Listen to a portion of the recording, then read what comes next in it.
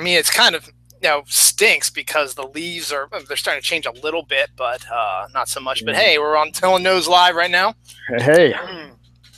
Finally, as I was telling my co-host MJ, it's been a while since I had technical difficulties on this show. And of course, today, for whatever reason, Google decides to be stupid and won't get me MJ's account information. So we had to run through some back and forth. We finally got all set. So as you can see, my good friend MJ's here. Hey, MJ, how's it going? Hey, doing well. How are you today?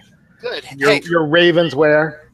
Yeah, it's Sunday. I'd rather do the Saturday night show so I can watch the game.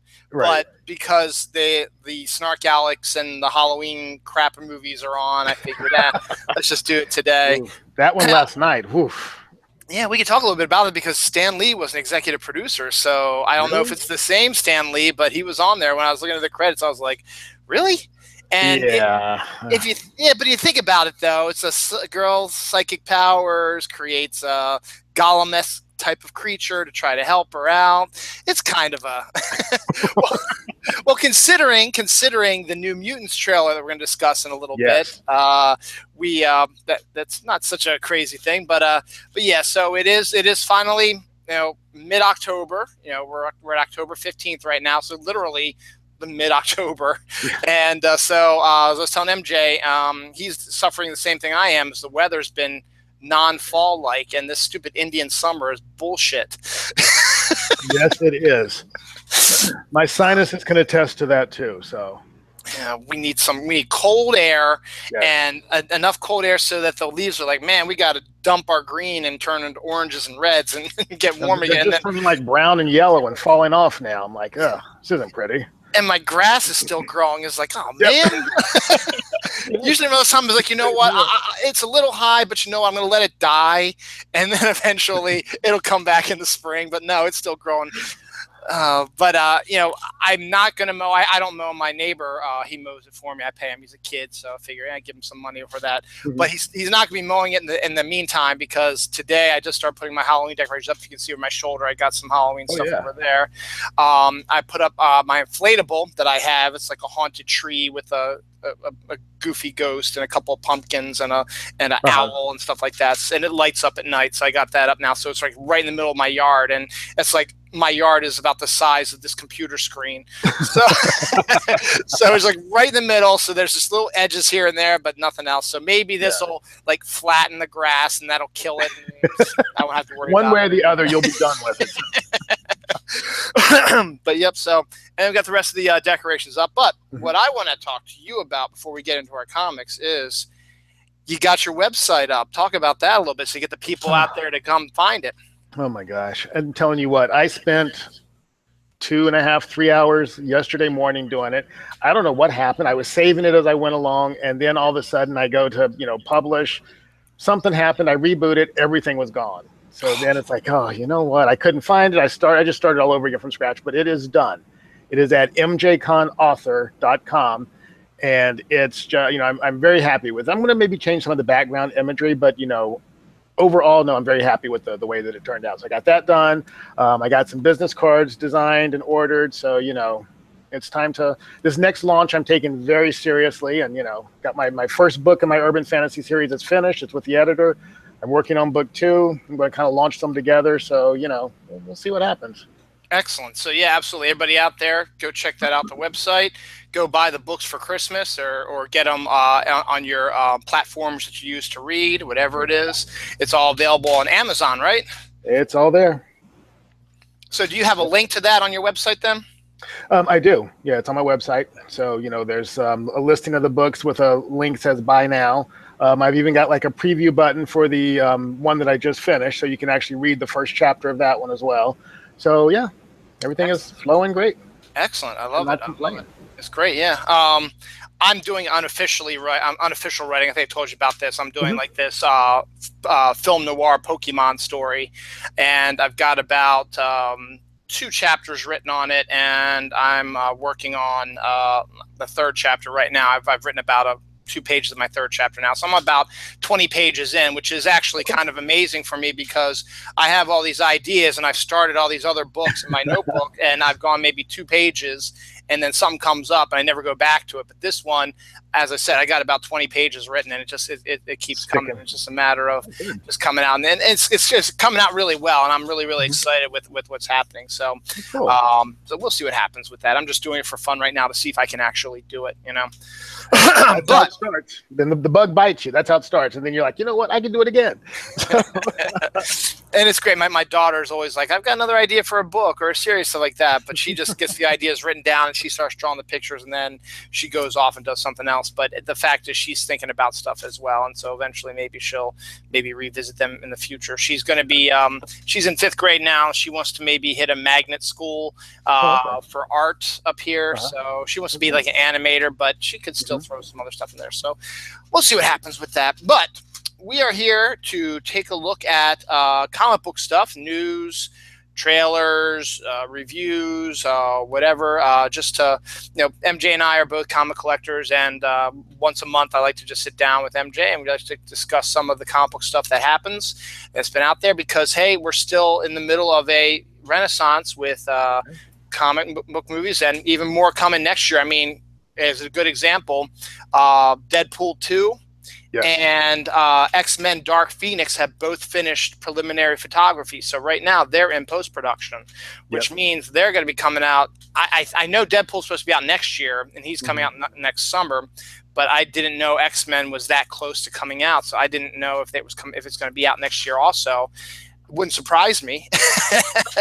That's really fast. I mean, the X-Men, I think that usually, well, historically, has taken them a couple of years to get those, but that's a pretty quick turnaround. But yeah, Deadpool, I saw the tweet from one of the producers who's like, they've officially wrapped, and so they're just in post-production, like you said. But yeah, that's interesting. And New Mutants have wrapped, so. Yeah, and we got our first show. We'll talk about that in a second. Black Panther, a new trailer's coming soon. Avengers Infinity War finished wrapping also. They've started filming the 4th Avengers movie now.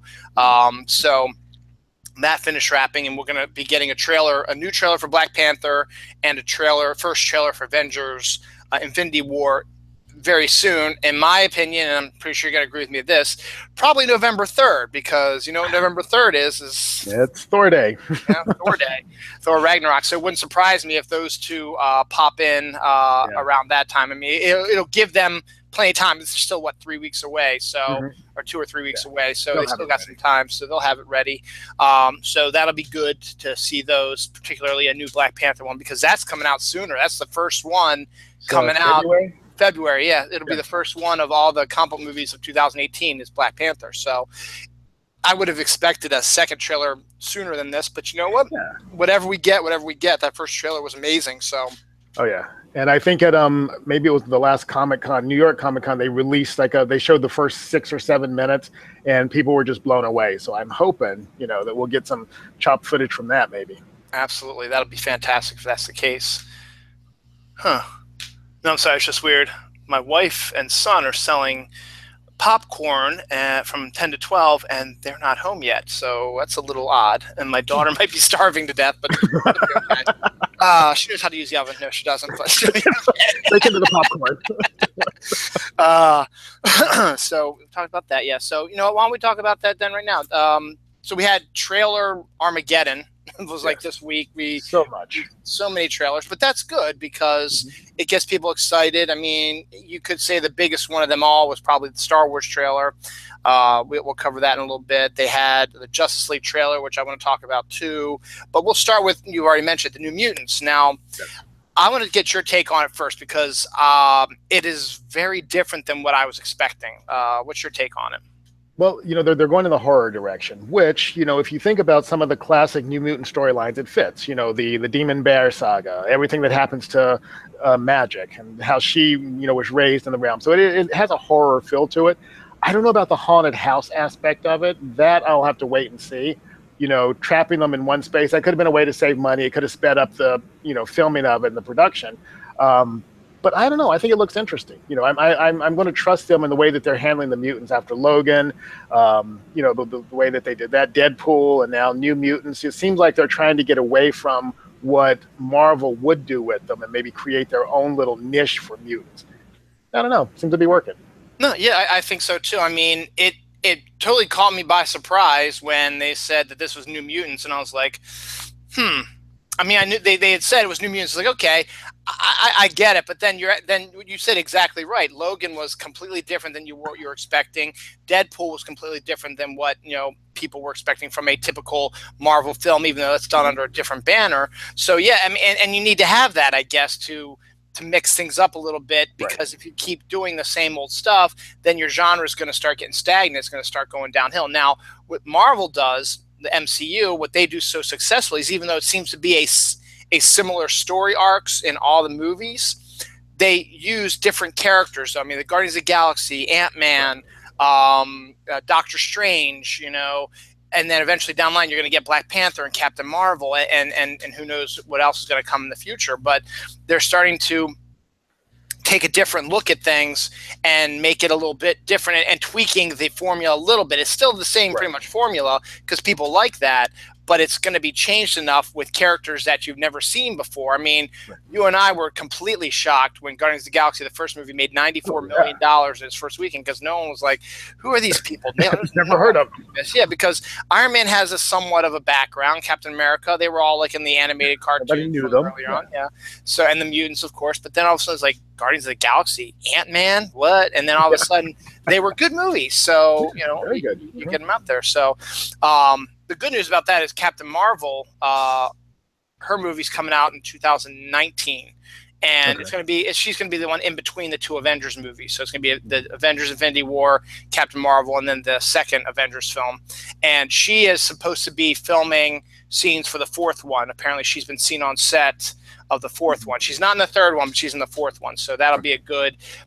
But the thing is, that should be interesting, because I think her movie's coming out before the fourth one. So she'll be introduced in the movie, her own movie, and then she'll make an appearance in the fourth one, like maybe almost like as an ex machina. It's like she's going to appear because she's been out in outer space for so long, and then she's like, oh, got to get back to Earth. And then when all seems dark, here comes Captain Marvel, Calvary, and you said, oh, I know her. She was just in that movie that was just out. So I think that's what they're going to be doing. So that's pretty cool. So we'll see that. But yeah, I have to maybe look at the New Mutants trailer closer, because the only one I really recognized was Illyana. I think she was the one that was the blonde, which had the her hair and like that stuff. The others, I was like, Well, the girl from Game of Thrones, the young one, she's playing Rain, Wolfsbane. Then they did show Cannonball and Sunspot. But, it's kind of hard to tell when they don't use their powers, too, who is who. I think that Sunspot was the only one with, like, the fire flare when he was, like, in the dryer or whatever. But, yeah, so maybe they're going to save the power use for the movies, or they haven't finished the post-production for it. I don't know. But and it's a teaser, so, I mean, they wanted to get, the information out there, because that was quick turnaround. I mean, it was in, out, done. I mean, and it's probably going to come out next year then. So it's like, wow. Yeah, that's what I think they're saying. So it's like, okay, that's kind of interesting that it went so fast. I mean, it was just one of those things that sort of slipped under the radar, because you'd think that maybe more people would be interested in it. But I mean, I agree with that. I think it's a good idea to get it into a different genre. And he said he's going to probably be bringing Warlock into the next one. So you've got that CGI computerized type of being coming up, so that'll be probably interesting to see. So they might just switch gears a little bit, but they might not fully embrace the Marvel status quo type of thing, maybe. So, but there's nothing wrong with that. I don't think so. No. Yeah. So let's just jump down then to the movie that we've been destroying over and over again. But you know what? I'll be the first person to eat some crow. That Justice League trailer actually looks pretty good. It did, yeah. And it has a completely different feel, which we knew was going to happen, than the first trailers and teasers that came out, so long ago. So I wouldn't be surprised if the rumors aren't true that it's basically they reshot the entire movie. I mean, they want to save face, so I understand that, but it has a completely different feel to it. So I'm kind of looking forward to this one now. It should. I mean, and the funny thing about that is Zack Snyder is now listed as the only director, so he's not Zack Snyder and Joss Whedon. They are giving Joss Whedon a writing credit. So maybe that might have been something Joss would have said. Maybe he's like, you know what, Zack's already been through enough. Give him the credit for this movie, even though he might have done a lot of more of the changes. And then he gets a writing credit because he made all those other changes to it. It kind of makes sense. I mean, he maybe rewrote parts of the script to punch some things up, particularly after Wonder Woman's success, they probably punched up her character more. And let's we'll add Joss Whedon in as a script doctor or whatever, and give him a writer's credit. So you know what, I'm okay with that. But yeah, I mean, look, I still have a problem with the Flash being Peter Parker, and I still have a problem with my Jason Momoa. I just can't get over him being Aquaman. But that being said, I mean, it visually looks like they've captured what they should have all along with the Justice League. Yeah, and I mean, it looks cute when Cyborg throws Aquaman and he's having a great time killing stuff, and then he swings back around and it's like, "Can I do it again?" It's like, "Sure," and he throws him again. Okay, that's interesting, but at the same time, it's like, it's not my Aquaman. But at the same time, I got to get out of that mindset. Is like, the movies are completely different than the comics. It's like Harry Potter. The movies are different than the story. They had the same general feel, but you got to get it out of your head. Yeah, so I got to reconcile that. So, but we do not have to get it out of our head that Ben Affleck is Batman. I won't get that out of my head. So. Every time I see that, I'm going to have a little bit of an annoyance. But that's okay though. But yeah, I mean, Gal Gadot though makes it all worthwhile though. So the punching up her character a bit more is going to be very, very good. I think they're not stupid. They know, what's leading the charge with this. Yeah. And she's apparently the sequel is going to start filming for her in the summer of 2018. So that's going to be coming up probably, if that's the case, probably 2019 then. So if that's the case, we're going to get Captain Marvel and Wonder Woman 2 in the same year. And that's a big, unheard of. And then there's a new story that came out recently is that because they've been doing the interviews for Thor Ragnarok, and the actress who's playing Valkyrie, I don't remember what her name is. She's like saying, you know what, it'd be kind of cool to do a all-female Marvel Cinematic Universe movie, because they've got enough of, they have enough of a group of women, and then you can add in like the She-Hulks and you have Scarlet Witch, but I mean, you can put Scarlet Witch in there, you can put Black Widow in there, you can put Valkyrie in there, hell, you can even throw Sif in there if you want to, in there as well, and then Captain Marvel's going to be coming up, so you can probably throw her in there. But then you can add in some of the other, preliminary female character superheroes that have been in, maybe not introduced yet, and bring them in there. I mean, Marvel did a comic called the A Squad or something like that, which was A-Force, which was all women. So there is a precedent. You could make the movie called A-Force and just have an all-woman cast. And you know what? I think it would be hugely successful, because again, movie people are totally underestimating women going to see movies. I mean, Wonder Woman, was a great movie, but it was helped along by the fact that women were able to go out and enjoy a superhero film with a strong female lead. So I don't see anything wrong with that. I mean, I would still prefer to also see a solo Black Widow film, because I think they could do a really good job with that, make it sort of a James Bond thing, but throw her in with a bunch of other superhero women. Sure, why not? Yeah, it would work. Yeah. I mean, that's an untapped, hungry market out there. I think they're realizing that. And if Captain Marvel does really well, which, by all accounts, I don't see why it would not, then, I say go for it. Bring them on. Absolutely. Yeah. Fantastic. Let me see. What else have I got here? I got all kinds of chicken scratch everywhere. I mark off the ones we talk about. So,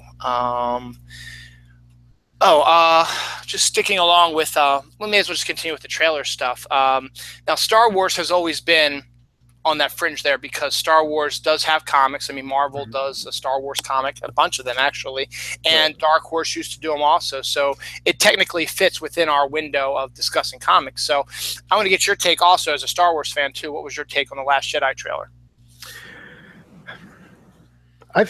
I'm interested in this one because there are so many things that I don't understand that could be happening.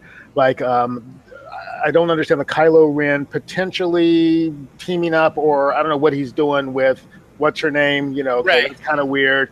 Maybe he's trying to cross over into the hero's journey for redemption or something. But I'm like, you killed your father and threw him off a bridge. There's not much redemption coming for him, as far as I'm concerned. But whatever. I don't want her to be so much of a Mary Sue. Like, it bothers me that Mark Hamill is like, oh, I've only seen this much raw power once before, blah, blah, blah. I'm like, where did she come from? Who are her parents? What led up to this? Maybe they'll explore some of that. But if they just throw her in and suddenly she's doing everything, I don't know. I don't really care for that. But the scenes look really good. I know I saw your picture with the new little porg or whatever that thing was. I'm like, okay. Which I'm like, please don't let this be another Ewok. I don't know if I can take that, but I just put that up there because it's like I'm going meme crazy now. I mean, every meme you see is all these porgs, and I just happened to be at the Disney store yesterday, and they have these stuffed porgs out there now. So I was like, hey, maybe we'll get some people to watch our show. It didn't work, but that's all right. It's okay. I figured I'd do it, but yeah, I mean, I had a not really a meh feeling to it. Maybe I just didn't see it at the right time, or I wasn't in the right mindset. It looks okay. It looks different. But it looks like a Star Wars movie. It looks like something you're used to. And I think Ryan Johnson, the director, he's throwing a bunch of curveballs at you and sleight of hand. And I think he's re-edited it so that it looks like something's happening when it isn't happening. Right. And I think I think that was the way, because he was like saying on Twitter beforehand, same with Mark Hamill, is like, look, I don't want you guys to see the trailer. I can't stop you because I want you to go in and be surprised. But if you want to, go ahead, here's the trailer, go ahead and watch it. And I think he took that mindset and edited the trailer so that it gave you some scratching the surface stuff, but it might have been giving you different perspectives of it. The whole thing about, Rey and Kylo reaching for Rey and stuff like that, and making it look like that she's going to turn to the dark side. That could all be a total, who knows, flip and switch like that. Or, everyone's saying Mark Hamill's going to turn bad. That's another thing that could be a whole flip and switch. And then just the way they edited certain things, with Kylo, like looking like he's deciding if he should destroy his mother and whatever and stuff like that. Maybe that's not exactly the case, So we'll see. I mean, will I see it? Sure. Will I see it opening weekend? Probably not. I didn't see The Force Awakens opening weekend. I'm not that huge of a Star Wars fan. I mean, don't get me wrong, I'm a Star Wars fan. I love Star Wars, but I'm not really the type of person who will go to, midnight show of it or just, go the first weekend, because it's going to be absolutely insane the first weekend. Right. What we did last time with Force Awakens was we waited till like New Year's Day, which is like 2 or 3 weeks after the movie had come out, and the crowds were still heavy, but not as bad as the first week. And, went in that way, and it was fine. It was a family thing we did on New Year's before we started back to work the next day. So we'll probably do something similar with that. That's probably what we'll do. The opening crowd for Star Wars is a completely different crowd. I mean, it never fails. There are some characters that show up, even the ones that you think, oh, this is a pretty sedate crowd. No. Completely different crowd that shows up that opening couple of days for a Star Wars movie. Somebody's got the little Chewbacca noise maker. Somebody's, got their fake, lightsaber. It's all these. It's just a whole. It's fun to watch, but I don't know. Completely different crowd. Yeah, it is, and I've and this isn't a secret. I've taken vacation days so I can go see the Marvel movies when they premiere. Oh, yeah, but you know what? I go to the first showing. It's on a Friday, usually during the school year, because they have that beginning of May time frame, and then in November, February, whatever. So school and people are still at work and stuff like that. So when you go into like the 1 o'clock show or 12:30 or 12:11, whatever, on the first day, you get a good crowd, but it's not overwhelming, and you don't get the guys all dressed up. That's for the later night crowds. Not that there's anything wrong with that. It's just to me, I just want to go and I want to watch the movie. So I make it a day. I take the day off. I've already taken the day off for Friday for the Thor. So I'll probably see that on opening day. So we can discuss it in a couple weeks, because I know you're probably going to see it opening weekend also. Yeah. So we can do our discussion like we usually do, and then Dawn's actually shown interest in it, so maybe we'll go see it again because she'll be working, so I'll go and I'll see it, and then we'll go like on a Saturday or Sunday. Well, not Sunday, probably Saturday or Sunday. Maybe we'll go the week after or whatever and check it out, or during Thanksgiving, whenever we have some free time. It'll be planned for a while, I think, that one. So it'll be good. Yeah. So That's what I do, and it's not as it's not as crazy, but I think Star Wars is a completely different animal, and as you said, and I was like, yeah, you know what, I'm not that into it, so I only have so many days I can take off, so like I said, for the measure this out, yeah. So I got to think about next year because I got to think about, okay, there's Black Panther, there's Avengers. I'm probably missing a bunch. I mean, I do Deadpool. I don't know if I do Deadpool though, because during the summer it's a different story also. Because then during the summer more people are off, so the crowds might be a little more crazy. Yeah. So we'll see what happens. But definitely for Avengers, definitely going to do that, and definitely Black Panther probably, and we'll see. I'll have to check and see when all the other dates are, because there's going to be a lot. I mean, I'm just thinking about all the stuff that's being filmed right now, like Hellboy, New Mutants, Deadpool 2, X-Men, Dark Phoenix. Avengers, Aquaman will be out. Yeah, Aquaman is being filmed right now. So he's coming out too. So it's going to be an interesting year. So we'll see. But that's still got a couple months left of this year to get through. So yeah, and we still have 2 more movies. The end of this year, we've got Thor, like you said, and Justice League. So yeah, and I just, for whatever reason, I didn't take the day off for Justice League. So I'll see that. I'll see it. I won't see it. I don't know. We'll see. All right, let me see what we got here. I know we talked about this a little bit last time about the Hellboy reboot, and you're sort of we'll see what happens type of feel to it. I am too, but they just announced this week that they're going to be doing an adaptation of The Wild Ride, which is actually a really good story. It's basically the one where Hellboy discovers that he's a descendant of King Arthur. And is going to be able to wield Excalibur, but then the dark undertone of that is that, well, that's kind of what the devil wanted him to find out eventually, because it's still going to play into his plans to take over the world.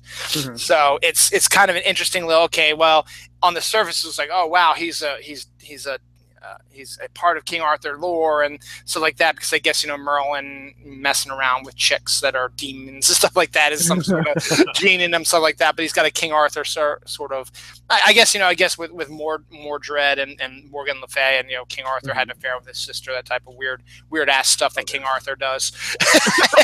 I guess it connects. Yeah. Because to be honest, I don't remember The Wild Ride, and I think I might have to go to my comic book store and I might have to find the trade and maybe buy it. I'm pretty sure I probably have the comics, but to tell you the truth, I don't know where the hell the comics it would be. I got comics all over the freaking house. I don't know where anything is. Yeah, I don't remember that one. So, because in the first 2 Hellboy movies, I was kind of like, I saw them both, but I wasn't blown away enough to where I'm like, please make more, please make more. The one thing about Happy this one is I think it's going to be more along the lines of the comic version. Mignola's more involved in this one because Guillermo del Toro he's got a rep, so him taking over, he's going to be the boss. I mean, Mignola is glad to work with him and give him the rights to the character and blah, blah, blah. But in this case, Mignola is going to be a bit more hands-on, I think. And so you're going to get more of the Hellboy that I prefer, because whereas I thought Ron Perlman was great and they did a great job in the movies, they weren't, as you said, they weren't fantastic. I have a lot of issues with them. They're not ones I go back. It's like, what I'm going to watch is one of the Hellboy movies. No, I'm not. But I think if they can do this one right, and the guy they got from Stranger Things looks really a lot like him, which is good. And if they can make him more like not this lovesick teenager type of guy, which I thought was awful. I mean, you gotta love Ron Perlman because he did Beauty and the Beast with Linda Hamilton, so he's used to the love story with a demonic, not a dom, but a monster and a female. And it just didn't work for me. I didn't like it. Now, I understood why they introduced the one guy in the first movie, because you need somebody who has never seen any of this to introduce the audience who had never heard of Hellboy, what's going on. But now, get him to be like a loner type of person, like he is. I mean, he runs the BPRD, or he's a member of the BPRD. He works well with them. He's like the boss. And, he's not, all lovesick for stuff. He's, I don't think he and Liz Sherman even have a thing. I think they're just their coworkers. I think they're just. There's no love interest or love undertones there, so that's good. Yeah. Exactly. Yeah. I mean, and because you can't do it because Hellboy's got too much on his plate. He's got too much going on. He's got to save the world from demonic things. So, but we'll see what happens. But I just hope it could be one of those that this they might get Hellboy correct. So I'm hoping that's the case. I mentioned my comic store. This is just more along lines for me. I am so excited because my comic store is moving. right up the street. So it's in a strip mall now, and it's not that far away. I mean, it would take me probably 10 minutes to walk to it. It takes me 3 to 5 minutes to drive. So it's not that far away, but it's so small. I mean, it's in a strip mall. It's so small. You could just you walk in and it's just like it's crowded. There's tables and all kinds of stuff, and there's still lots of people inside. And I know they've been trying hard for a while to expand a little bit, and they've changed it around a little bit to try to give it the appearance of more space, but it just seems more compacted now. So a few weeks ago, I discovered that they started posting stuff on Facebook and social media, and I'm good friends with both the owner and the guy who works there. They know me from my time at Diamond. And so, you know, we always have conversations about stuff. I think I told a story. He showed me the mock-up of the Baltimore Comic-Con ad he was putting out the next day, which was announcing Frank Miller was going to be there. But he hadn't told anybody else that until that mock-up was going to go out. So I got a little inside information, which was cool. But so our main street in Reisterstown is, Reisterstown is one of the oldest cities in the world. And we were founded like in 1785 or something like that. So we have a lot of older housing on this main street. Now, the older housing is zoned now for businesses. So you actually can't live on Main Street there, but you got to keep the historic house outlay because they're historic houses. So you have to put your shop into the antique house. That's kind of cool, though. It is kind of cool because it makes you think a little bit and how to utilize space. I mean, you can add on if you need to, but you cannot change like the exterior face. Like you can't paint it like crazy neon colors and put all this neon lighting and crap and stuff on it. You got to keep the character of the main street on there. So a little bit further up the street, closer to where I live, it's sort of off. There's a Main Street proper, which is where the majority of the things are, and then you go past the middle school, and then there's the firehouse, and then there's like right around where Main Street starts. There is a old school movie theater. It was typical. Probably had 2 screens. The old days. You can just tell by the way the design was that it was an old movie theater. Now, about 35 years ago, they gutted it and turned it into a rental place where you can rent snowblowers, trucks, whatever, any machinery, equipment, whatever you need. And they stayed in business for 35 years. It was successful. There were people there all the time. And also what was really cool was they had one of these standalone signs. And on the outside, the guys would do puns. They would do punny jokes like once every few weeks. And they were actually very clever. So it was kind of fun to say, oh, they have a new one. Let's see what it says. Well, they retired probably beginning of the summer. We saw it come as like, we're retiring, and they put it up on their board. We're retiring. We're not dead. We're just we just want to rest. We're done. We just want to go and have fun in our remaining years, stuff like that. So we're like, okay, that's another. The only problem is there's a lot of houses on Main Street that are still empty or still vacant. So it kind of looks bad. I mean, it looks good because you see the old style houses, but they're just sitting there. There's nothing going on. They're all for sale signs, stuff like that. So we're like, oh, great. Another building is going to be, an empty building is going to be, on the Main Street. It's going to look bad. And so a few weeks after they closed, I started noticing people going in and out and clearing stuff out. I was like, okay, that's interesting. Maybe they're just clearing things out. But then I saw this ad on their social media saying, we're moving my comic store. They're moving to this rental place. Now, this sucker has like 5,000 square feet. He said that the size of their back room, which is where their stock is, that nobody's allowed except for the employees, is the size of their store now. So that's just the back. Wow. So they say we've got all this other space. So they're opening November 1st. So that's quick. So that's quick. But what's cool is that my neighborhood is right here. You walk out of my neighborhood and you walk up this road, and there's the comic store. Wow. It'll take me like 2 minutes to walk to the comic store. It's going to be awesome. And it's going to be big, and it's going to be nice. And they like to have, because he runs the Baltimore Comic-Con, he is able to get like writers and artists to come for like free comic book day and stuff like that. Now he'll be able to do that more often and have them in a separate area where there's not going to be crowded with the cash wrap. So you'll be able to have all these people around him, and he'll be able to do stuff, and then you can have your cash wrap over here. So it'll be really neat. So I'm dying to see what it looks like on the inside. They were a little concerned. They were saying that it wasn't progressing as fast as they liked, but they haven't said anything since then. So as long as they do it the right way. It's cool. The location is going to be great for you. That's pretty cool. It is great. And this isn't comic related, but it could be one of those houses, those antique houses on Main Street that is open, that is for sale. That's the one I might have mentioned this a few times. I have a coffee shop idea, and I want to open it up in that same one of those houses a little bit further down on Main Street. So I keep going by every day, checking if the sale sign's still there. It's like, yeah, it is. So it's like, it's calling to me. So now I got to figure out, how am I going to get all that money?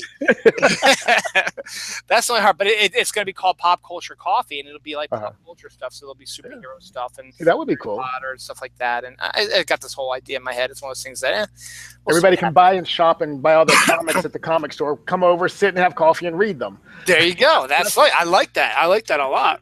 That's when you go through your house and sell everything you can get your hands on and be like, okay, here we go. First month is paid for. All I have to do is make it past this. And then maybe do a GoFundMe also. There we go. Put that in there. We'll see. Kickstarter. any of them. Do both. Let's see. And speaking of like Free Comic Book Day, Halloween Comic Fest is happening again. That's the fall version of Free Comic Book Day. That's going to be on the 28th of October. So that's 2 weeks away. Right. Yeah, 15th. So 14 days will be the 29th. Yeah. So it's 2 weeks away. And they've been doing this for years. It's not as big as Free Comic Book Day is, but it technically is the same thing. They get comics that have Halloween themes. They're all ages. You also get ones for older kids, like you get more of the horror ones, but you also get like Archie Halloween special and stuff like that.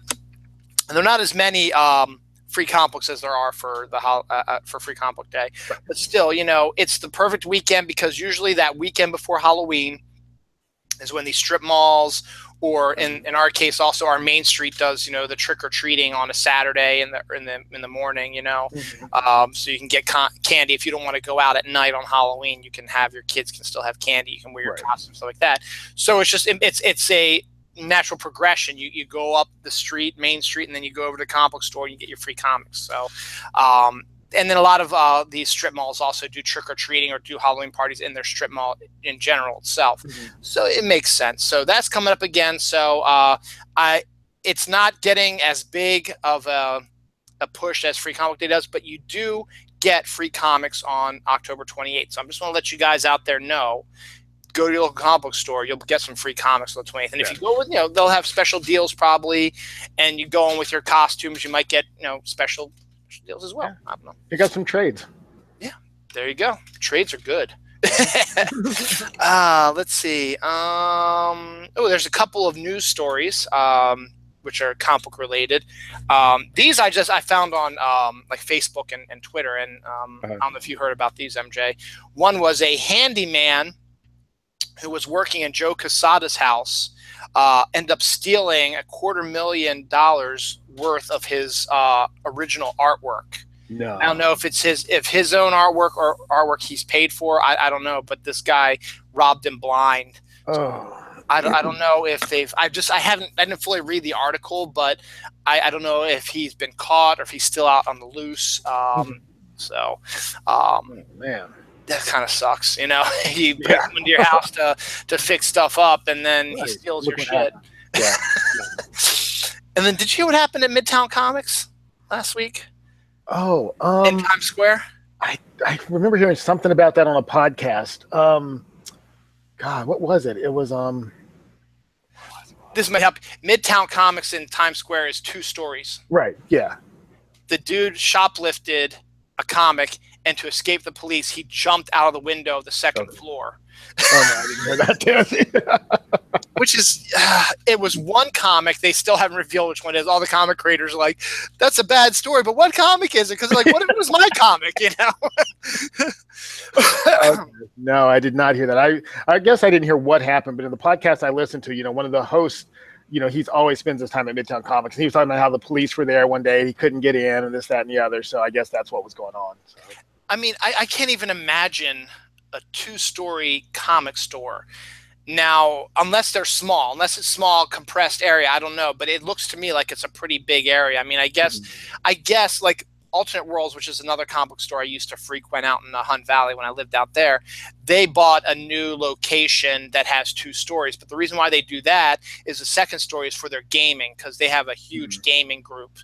They have like 3 or 4 tables up there, and people come up and they do like Dungeons and Dragons or Mech Warrior or whatever, any of these role-playing games that they do, and they have these tournaments, stuff like that. So they used to do it. They used to have they were used to be in a strip mall also. And they used to have the gaming stuff in their store. And our store was a little bit bigger than my comic store was. But it was still, when they were gaming, it was a little bit tight and cramped because where the tables were, there were some trades and stuff like that. And they were loud and being, loud as they are at the gaming. So it was a little bit louder than you wanted it to.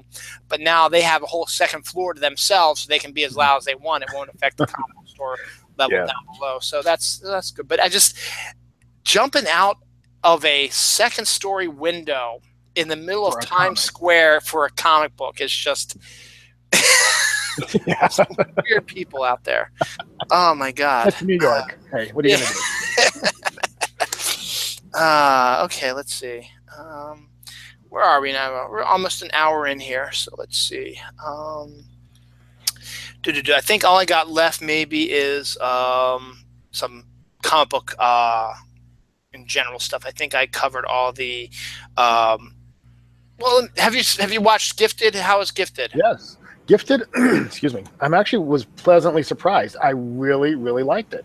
I wasn't sure what to expect, but it had a lot of X-Force characters. But no, I mean, it's a great show. The writing is good. The characters are really good. The parents are kind of pushing it a little bit. But, the way that they're revealing this whole mutant underground, the Sentinels are actually the Secret Service. It's like a Sentinel force. So they're not really the robots. It's more like just a human, task force that's tasked with like bringing them in and charging them and rounding them up. It's really good. You can tell that they've spent money on the effects. It's not cheesy and cheap. It surprises me that they're able to do mutants better than Marvel's doing them on TV. Because if you look at the Inhumans, whew, I made it through the first 2-hour episode and I haven't gone back for more. Although I've heard that after episode 4 it got better again, but I'm like, Yeah, you got to get grabbed in the first couple episodes, or it's going to be really, really hard to keep it going. Yeah, I don't watch a lot of TV anymore, but I just heard about that. So good. I'm glad it's. But Gifted's really good though. Yeah. And then that just reminded me, and I didn't write this down. Did you see the Runaways trailer? Yes. That looked pretty good too. I think that's going to be pretty good. I'm glad to see like Hulu and Netflix getting in on that, on the streaming, more of the superhero stuff. I know that Netflix always has been, but it's good to see some competition for them. So yeah. Oh, absolutely, fantastic. Someone just rang our doorbell. Well, my Dawn and Noah are home, so Dawn answered it. But who the hell rang our doorbell? I think they want to buy popcorn. Well, speaking of that, Noah's actually been kicking ass. I mean, he's been. They do these. For the Boy Scouts, they do these things where they go off-site. They try to sell it, and they actually have the popcorn there. So if you buy it, you can take it with you. He's made about. I don't know what he made today, but he's made about $700-800 just on that alone, and he hasn't even gone after the grandparents yet. So, so he's doing really good with that. I mean, sometimes he splits it with somebody, but sometimes he does it solo. But they've been doing it for about a month now, and they've only got like 2 more. They only got 2 more days. 2 more days of it next weekend. So, cool. I know what I wanted to bring up too. Speaking of Netflix, did you see the that they've picked up Raising Dion for series? The Michael B. Jordan, he's kind of like producing it, and they're going to series with that.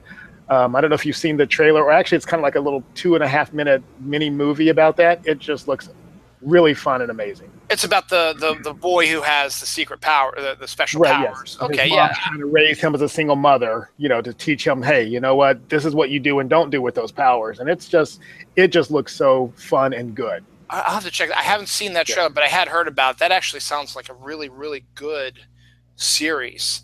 Yeah, I need to get back into Netflix because there's some really that sounds excellent actually. It hasn't they picked it up though, but they haven't started it yet, right? It's gonna No, they haven't started. They just greenlit it for the entire series. But yeah, if you watch the little 2.5 minute mini movie, it's just this is going to be really a really good one. Basically, it was like the pilot type of thing. I mean, it was a 2.5 minutes, but it's like, hey, this is what we want to do. That's a neat way of doing stuff. It's like it is. They made it. They made it with their own money. This is the feel we're going for. Do you like the idea? And if Netflix may have said no, they could probably go to Amazon or Hulu. Somebody would have picked that up. Someone probably would have picked that up. That's excellent. It's going to be excellent. I'll have to Raising Dion. Okay, I gotta. You look for the trailer for it. It's just you're going to be amazed by it. I'm going to write that down because I want to check that. I'd heard about it, but I'd never really seen anything about it. So I'm going to definitely check that out. Awesome. Let's see. Oh, this is something that's connected to the movies, but it's in the comic books.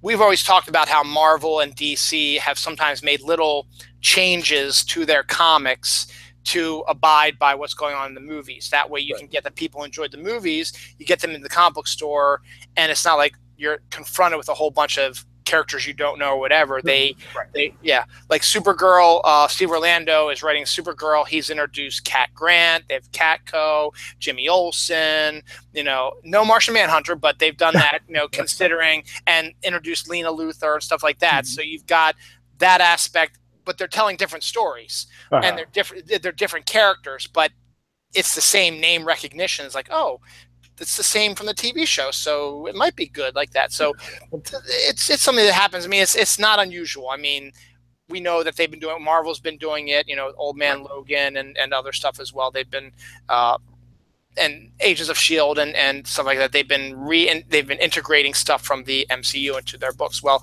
I just found out, because I haven't read this issue yet, but I still collect Wonder Woman. And apparently in the newest issue that came out this week, Wonder Woman is fighting these bad guys or whatever. And her and Steve Trevor are together in this one. So they're dating, whatever you want to call it. Well, while they were fighting, a squad of other men came to help them. And it's the squad from the movie. So you get the Chief, and you've got the Charlie, and you've got the Samir. So they're basically taking the group that they had during World War I in the movies and bring them into present day and making them as part of Wonder Woman's supporting cast now. So again, that's sort of, they're probably going to be written differently, but they have the similar things. Like Samir has the same ability to be an actor and play different roles. And the Chief is still the Chief, but he's not obviously a smuggler now because it's not what they're doing. But he's like a guy, a Native American warrior. So I'll have to read that. So that's kind of interesting that they're bringing that in to the comics. Well, I did read that I think it was Patty Jenkins and maybe another one of the writers and producers from Wonder Woman. They did confirm that the Chief is a demigod, because in the Wonder Woman movie, when they first met, their encounter, when they were speaking Navajo, there was no subtitles. And so they were talking about how that greeting that they had and the words that were used, that they did admit that, yes, he is another demigod, and they did recognize each other, even though at the time she didn't know she was. Ah, okay. So they are weaving that in, like, okay, he'll probably make an appearance in the next Wonder Woman movie too. I like that. I like that idea. And also, I don't know if I told you this theory. Dawn and I watched it the other night. Dawn hadn't seen it before, so she liked it. She had some slight issues with a few things, which are sort of nitpicky, but it's still understandable. But what I came up with is I still think Steve Trevor's coming back, despite the fact that he blew up in the airplane. And my theory behind that is, when he was on Paradise Island and he was in that bath, and the bath is glowing water, stuff like that, and he, as a throwaway line, he asked Diana, what's going on with the water there? Yeah. Now, remember, the Paradise Island Amazons have not aged. Diana was the only one that really aged because she was the only girl, or only baby, rather. Only child. So could the water on Paradise Island be like the fountain of youth, give you immortality? So the fact that Steve Trevor was killed in the airplane, he might not be dead and might be able to make an appearance. And maybe he's been in hiding because he didn't want to bring back bad memories for Diana, and he's been maybe because he was a spy. Maybe he was trying to work underground, or maybe he's just getting healthy, and it took him a while to figure out what's going on. And then eventually, maybe in the second one, he's going to pop up and say, "Surprise!" I mean, which is good. I liked his character in it. So yeah, when you get an actor like Chris Pine, who is not like a huge actor, but he's still, he's playing iconic Captain Kirk, and he played Jack Ryan. I thought he did a good job as Jack Ryan. Unfortunately, they've got, not unfortunately, but the Jack Ryan TV show might be pretty good too. They're doing on Netflix, so that's it for Chris Pine. Yeah. But he's still around there, and so I'd like to see him come back, and because he is like basically Wonder Woman's Mary Jane or Gwen Stacy or Catwoman or whatever. Gotta be there. Main love interest has to be there. So that's my theory. So we'll see if that's true. But that's really cool about the demigod thing. I hadn't heard about that. That's really cool. That one just broke. She yes, it's true. He is, he's been around and he will continue to be around. Nice. So are you reading anything particularly in comics right now? Anything that's drawing your attention? I've been collecting Wonder Woman. I have picked up quite a few of the back issues of some Archie comics. I'm going to start reading those, and Sabrina, because I don't know if you saw Riverdale came back, and then the CW has announced that they are going to do a full Sabrina spinoff, but they're going full horror with her. Right. So it's going to be even darker than Riverdale, so it's going to be more along the lines of her dark horror comic. So I wanted to kind of get caught up on that a little bit, so I'm going to break those out. But yeah, that's about it. I've been busy writing, so I haven't really spent as much time reading as I should. But totally understandable. I'm a buyer and I don't read, so I have them there ready for me. I've been. That's not entirely true. I've kept up with Batman because that's a book that is fantastic. Tom King is absolutely killing it on that series. He's also doing a good job with Mr. Miracle. I was enjoying Rucka's Wonder Woman. I haven't read his last few issues, and then they have two new creative teams, or two new story arcs, because Rucka left, and they're trying to find a new creative team to take it over. They haven't yet, so we'll see what happens with that.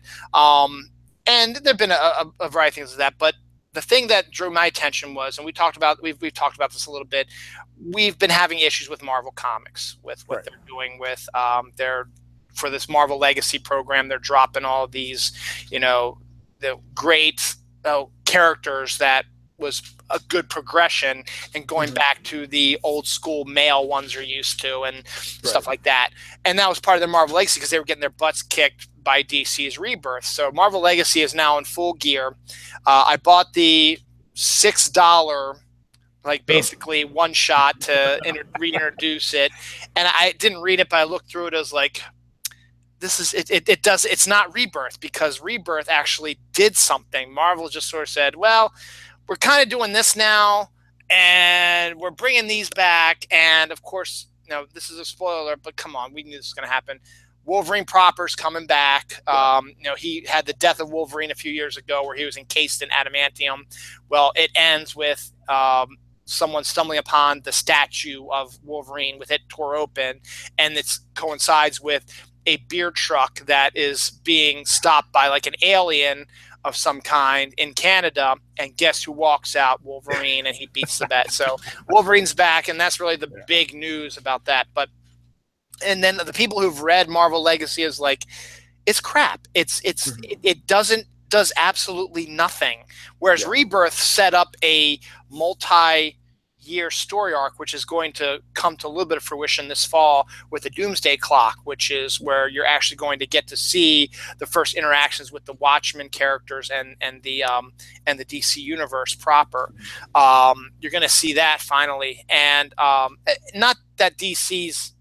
I mean, the Rebirth has been, in my opinion, a huge success, but they've had some stumbles. Like, again, I'm going to spoil something. There's been this mysterious character called Mr. Oz who's been popping up in all the different books, and everyone is thinking that he's connected to this whole Watchmen thing. So everybody thinks it's Ozymandias. Turns out, not so much. Turns out that, and this is pretty much what a lot of people predicted. Jor-El's back. Superman's daddy did not die.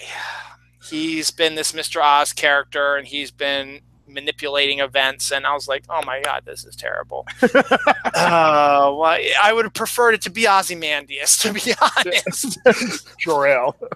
So I don't know where they're going to go with that storyline. So I didn't like action all that way because, I mean, don't get me wrong, I love Dan Jurgens, but action hasn't been that exciting to me. Superman's been kicking its butt until recently when Peter Tomasi and Patrick Gleason have taken a little sabbatical for about 4 issues, which is fine. They're getting ready to do their next big story arc. But, you know, for those 4 issues, I was like, okay, they're okay, but they're not Peter Tomasi and Patrick Gleason. So you got that going.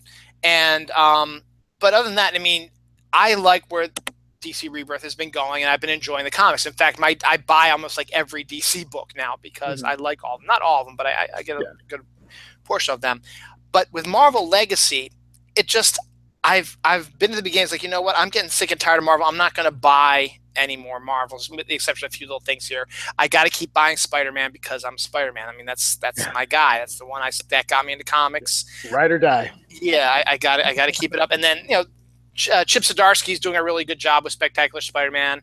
I thought that's fun. They've got a great alternate reality Spider-Man series called Renew Your Vows, where Spider-Man and Mary Jane are still married, and they have a daughter. And Mary Jane is now possessed by the Venom symbiote, so she's like Venom in this dimension, and then their daughter also has superpowers, so the 3 of them like fight crime together.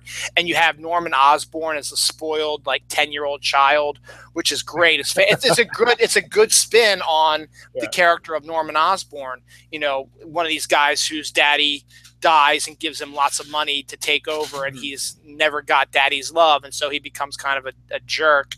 And his like Green Goblin is like a remote controlled robot type of thing, which is really cool. But I mean, they've been doing a really good job with that Spider-Man story. And then the Amazing Spider-Man proper has been okay. Dan Slott, I like Dan Slott, but I think he's been writing that book for 10, 15 years now. I think he needs to step back. We need to get someone else in there. No offense to it. I mean, he still writes okay stories, but they seem to be the same, you know. I mean, little changes here and there. I mean, don't get me wrong, the Despicable Spider-Man, whatever it was, when Doc Ock was Spider-Man, was fantastic. And then the Spider-Verse storyline was good, but this clone conspiracy one was just sort of and then what they're doing now is sort of And so, but what they're doing is with the new Legacy books, they're going back to the original numbering, which again is screwing everybody up now. Because, you know, the original Spider-Man series ended like at 560 or something like that. And then they had 2 new series. One lasted like maybe like 70 issues and one lasted like 40 issues. Right. So then they're like, okay, we restarted again because, you know, it's number 1. Everybody loves number 1s. But like, oh, wait, no, they really don't. They want us to go back to original numbering. Okay, let's do that then. So now the most recent Spider-Man that came out this week is like 787 or something like that. I was like, really? Yeah. And pretty soon they'll be like, we need to go to weekly so we can get to 1,000. 2 years, we need to get 1,000.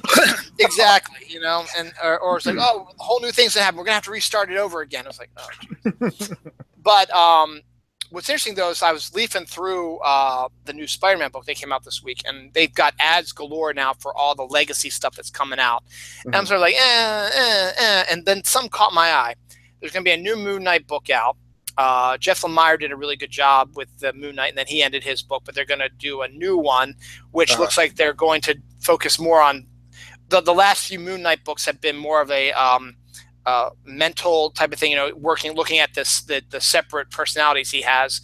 This new one looks like it's going to get back to old school superheroing. So I might look at it. I don't know the creative team, but the outfit he has on is old school with the moon and the hood and stuff like that. Yeah.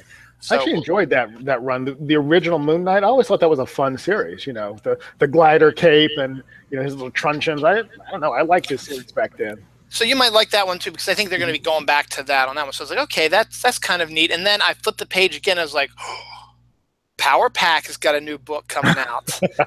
And I was like, ooh, I like that. And then Darkhawk, which was I'm a total 90s guy. Darkhawk is coming out. He was a guy that came out in the 90s along with you know, the Speedball and all, and Night Thrasher and all these guys. It was like a new and Sleepwalker. He was part of that new crew, and Darkhawk became hugely popular. He was like put into every book like Wolverine was for a while because he was. And I liked Darkhawk. I was like, ooh, and I loved his design, and I loved the characters. Like, okay, that should be interesting too. So I saw that.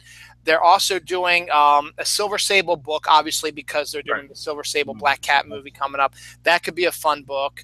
And then they're bringing back a funny book. They're bringing back Not Brand Ek, which is with Forbush Man, the guy who's in his long underwear and the can. So they'll probably do some parody stuff. So that might be pretty good to look at that also. So I was like, ooh, I might have to look into that a little bit. And then Chip Zdarsky is starting Marvel 2-in-1, which is going to have the Thing and Human Torch team up, which people are predicting is going to lead into a return of the Fantastic Four because they've been out of commission for years now. So that might be something also, because the rumor is that Marvel's getting, the MCU is getting the Fantastic Four rights back.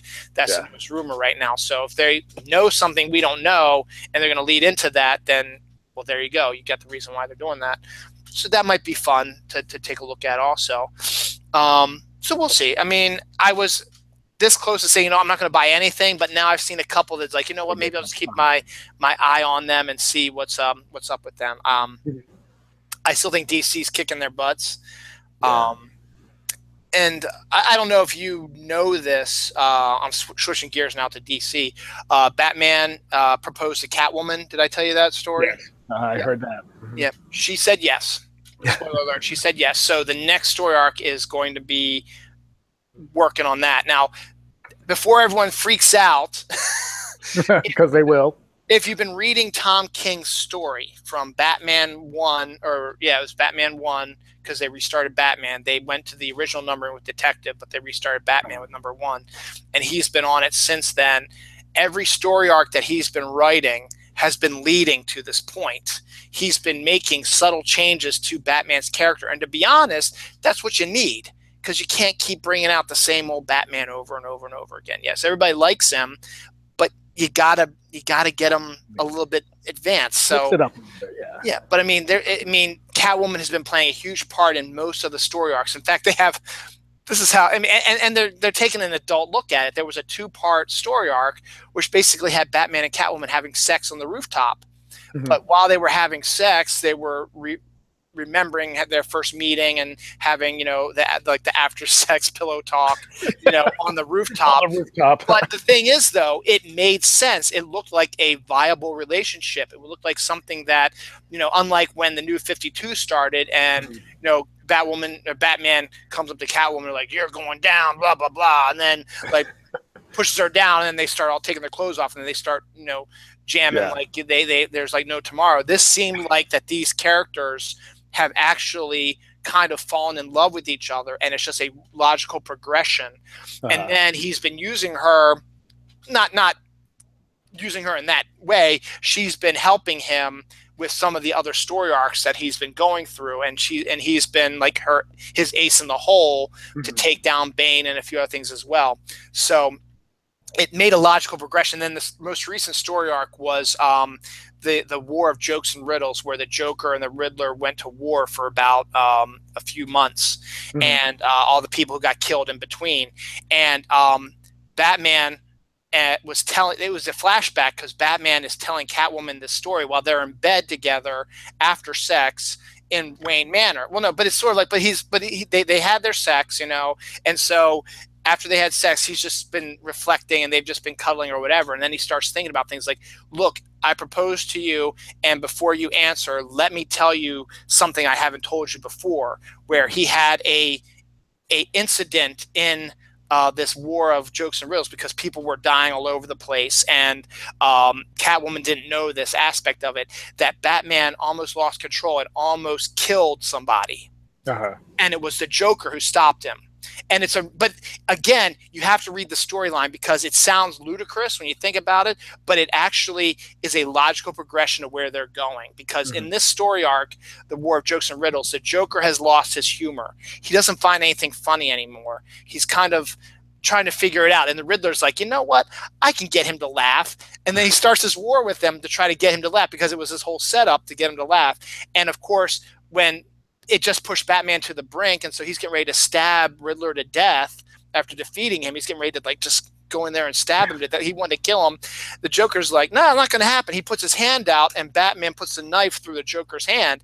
And he's like, now that's funny because it's ironic because the Joker is like this psychopath, and he just stopped Batman, who is not a psychopath, from killing somebody. And that's what got Joker like his mojo back. So that was a good Joker story, unlike some of the other ones I've discussed before. So if you get a second, MJ, and that goes for everybody out there, check out all the Batman stories. The first one was okay. It introduced 2 superheroes into Gotham to help Batman protect Gotham, but some things go wrong with that. But and then you have the reintroduction of Bane, who's a lot more scary than he was in the old DC universe. And then they did the Catwoman interlude.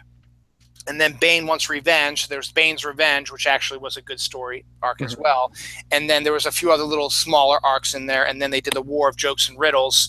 And now they're going to do this one. We're going to take a look at how Batman and Catwoman are going to go about their engagement and stuff like that. And I'm hoping it doesn't turn out to be something stupid where they don't get married or whatever. I'd like to see a married Batman, because there was a sequence in those story arcs where Batman and the Flash teamed up, and this went to the whole Watchmen storyline, where he actually was able to go back to the Flashpoint past and meet his dad, who was Batman, and his dad, and they knew who each other was, and his dad actually sees what his son could be, and he's like, don't get obsessed with, don't lose sight of who you are, and that's his father. And so Batman's taking that to heart. So he hasn't been doing as much as Batman. You see him all the time as Batman going out there, and then he's Batman all the time.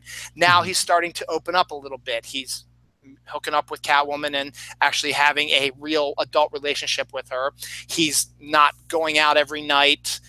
He's using the Bruce Wayne persona. And I got to tell you this, dude, there's a great story in the jokes, the War of Jokes and Riddles, where Bruce Wayne calls for, because at that time they don't know, the villains don't know he's Batman yet. So Bruce Wayne calls for a truce, and he says, "I want Joker and Riddler to come to my house, Wayne Manor, and we can sit down and we can have a discussion over a 9-course dinner about what we need to do to stop this war, because people are dying and stuff like that." And so the whole issue is just Joker and Riddler sitting at Bruce Wayne's dinner table. Bruce Wayne is the moderator, and they're trying to figure out how to stop this war. And it is nothing happens in it. It's them talking, but it is one of the best pieces of comic book writing I have ever seen. And it sort of leads to what makes Batman want to kill the Riddler in the end. And they're both kind of making sense, and you still get kind of like psychotic Joker, because at the time they're both holding hostages, and Bruce Wayne is like, look, after we have this sit down meeting, I'll make a decision about who I'm going to bankroll. He said, I'll give somebody money. You have to plead your case who I should back in this, because I don't care about Batman. I care about Gotham City, and I want to save this city.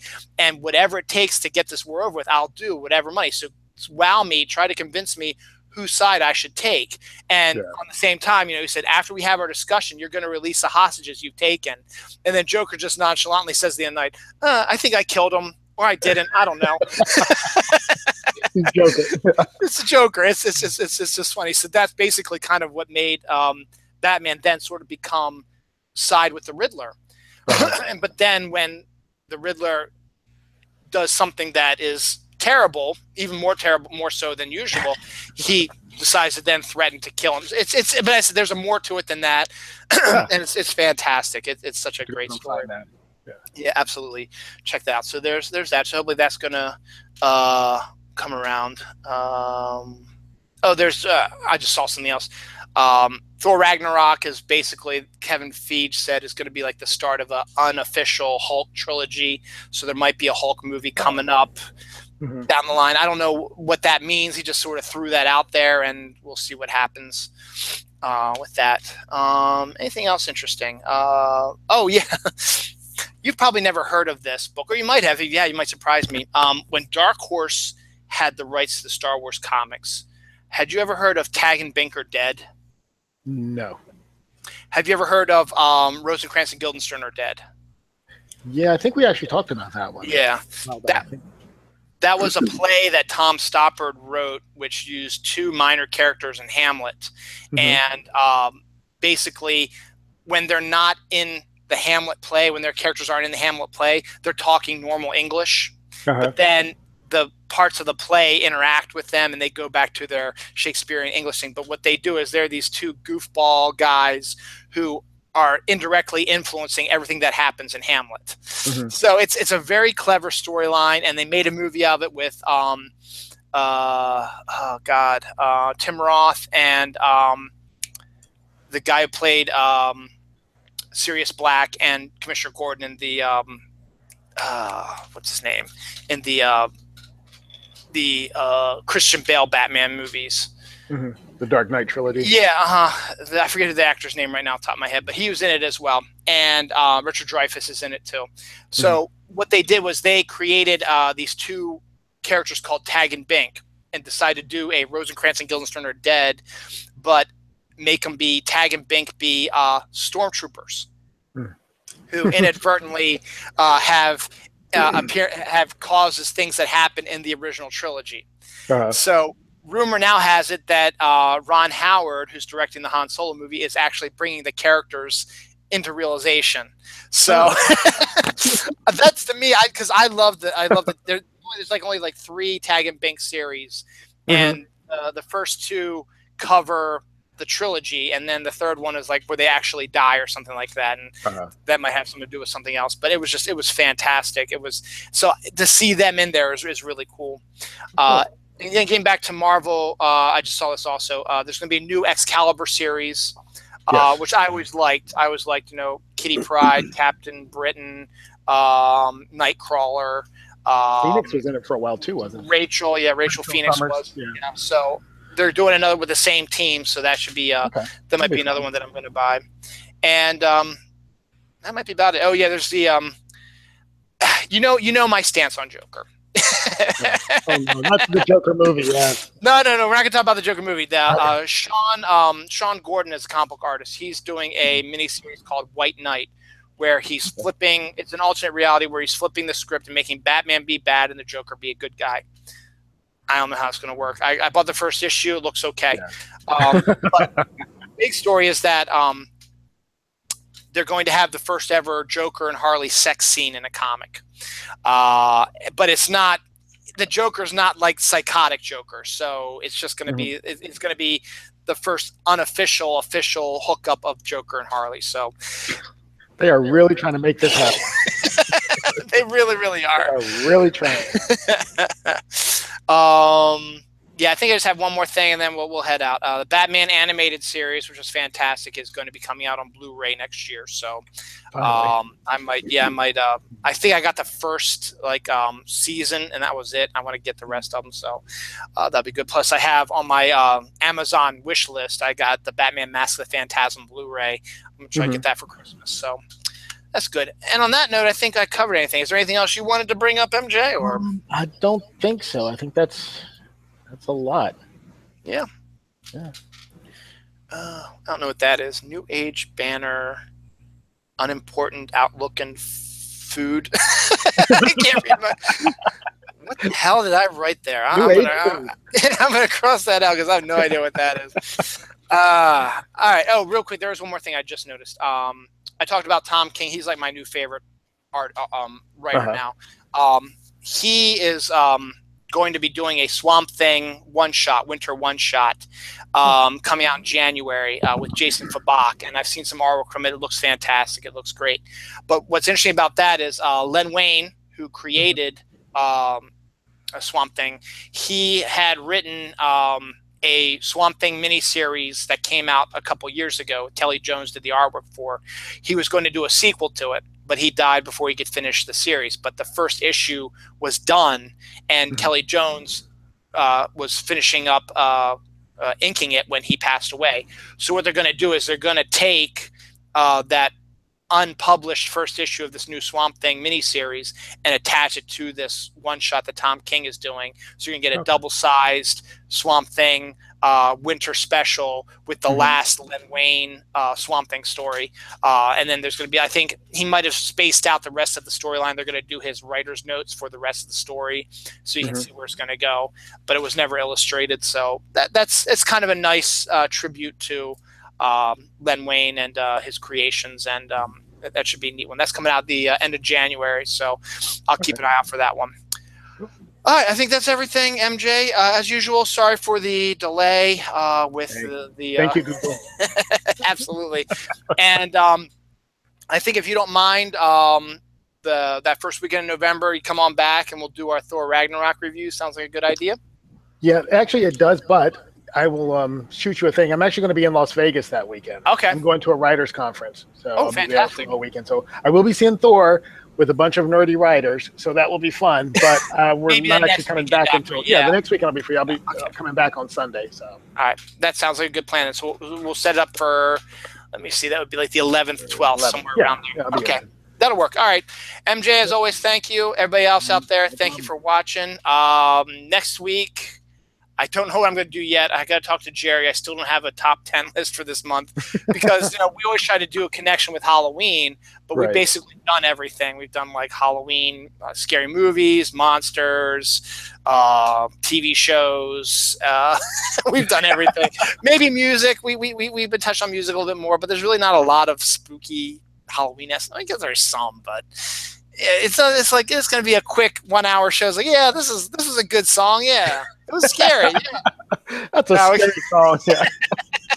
I think it's something else. So either it's going to be Jerry and I next weekend or be by myself, whatever. So I'll be back next weekend. Okay. MJ will be back about a month from now. So, and as always, MJ, one more plug in. What's that website again? mjconauthor.com. So stop by, pick up some books, say hi, leave a comment, whatever. Love talking to you. There you go. Absolutely does. All right. Thank you, MJ. And we'll see you all later. And have a good rest of the week. And we'll see you soon.